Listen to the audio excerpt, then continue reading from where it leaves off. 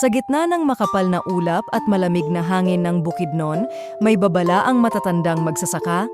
Huwag kang maglalakad mag-isa kapag bumabalot ang hamog sa taniman. Sinasabing sa ganitong oras, lumilitaw ang isang dambuhalang kalabaw, itim na itim, pulang-pula ang mga mata, at tahimik lang na nagmamasid sa dilim. Isang gabi, may batang magsasakang umuwi ng 10 oras.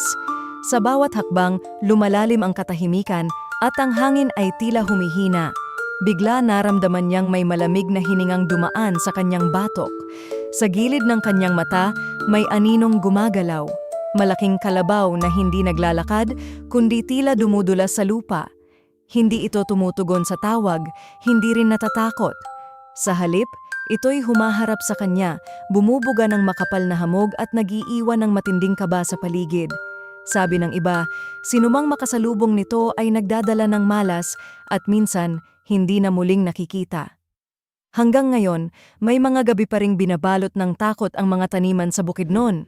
Kung ikaw ang makasalubong ng kalabaw sa dilim, tatakbo ka ba o mananatili kang tahimik sa gitna ng hamog? Ano ang gagawin mo kapag ang anino ng aswang na kalabaw ay unti-unting lumalapit?